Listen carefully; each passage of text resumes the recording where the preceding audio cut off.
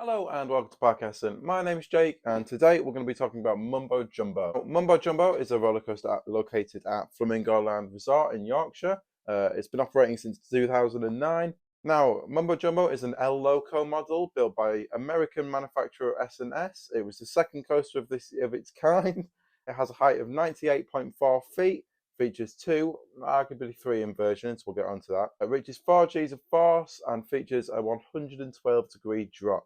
It cost £4 million to construct, and at the time of opening, it was the world's steepest roller coaster. Fun fact for you before we get into the meat of the video: the park owners said that the name Mumbo Jumbo is a tongue-in-cheek description of how other parks boast about their new coasters. Interesting fact there for you. You might not have known it. Subscribe. Now let's talk about the ride experience. Upon exiting the station, you're immediately hit with a 180-degree turn, and then you slowly begin to climb up the lift hill. Now, as soon as you get onto the chain itself, the lift hill is exceptionally fast. It's also quite steep, so you kind of get pushed back onto your back quite a lot. It's a strange sensation. After this, you are given an unbanked turn at the top of the lift hill, which makes you feel like you're going to fall out and be flung off the side. You're then hit with that 112-degree drop straight out of the turn. Now this drop's exceptionally good, so forceful, and it's quick as well. This is where the arguably three inversions comes into play. I would say you're technically upside down on that drop, but let me know your thoughts in the comments. After this, you go quite a steep turn into a bit of a unique section where you sort of tilt from side to side, and then you're held upside down for a couple of seconds before ascending a drop into another turn. Now this section is a little bit uncomfortable, but we'll get onto the review in a minute. After this drop, I suppose you could call it a dive loop, but it's not really. You go up into a brake section and you go around another corner before completing a corkscrew and a massive overbanked turn back into the station. Now, first thing I'd like to say is that this is a very thrilling coaster. It's a fantastic coaster. It's definitely worth doing. It's not very smooth, unfortunately, which is to be expected for like a 14-year-old coaster. Now, before you even get on the ride, I want to talk about the theming. Now, it's very minimalist. You go through a big entrance portal thing.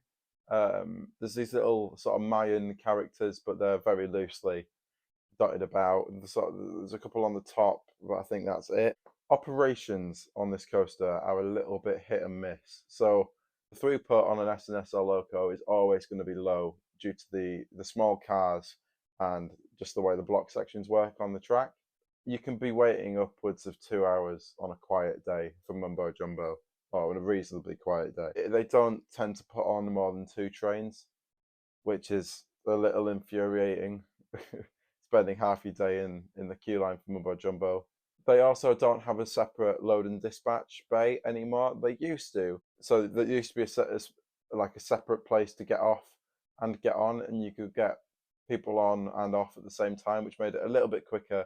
But they stopped doing that due to COVID, and then it just hasn't seemed to pick back up again. Now then, another thing to note with Mumbo Jumbo: if you are over the height of about 3-4 foot, it is quite uncomfortable. So the restraints are really bulky, and you kind of get stapled a little bit. It's quite uncomfortable on the shoulders, especially when you're being held upside down for a couple of seconds.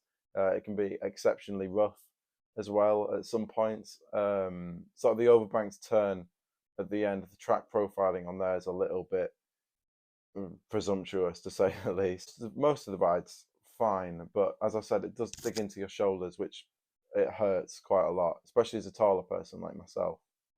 The ride experience as a whole, however, is definitely worth doing. Maybe wait until the queue is below 45 minutes to experience this attraction, because as I said, the operations can be exceptionally slow on this attraction.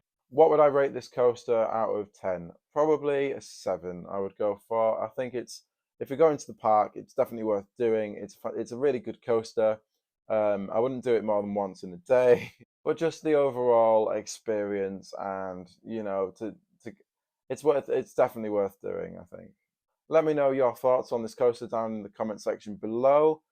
please have an argument with me over how many inversions it has. That's all from me. I know this has been quite a brief review, but got things to do. And that's a lie. I don't have anything to do today.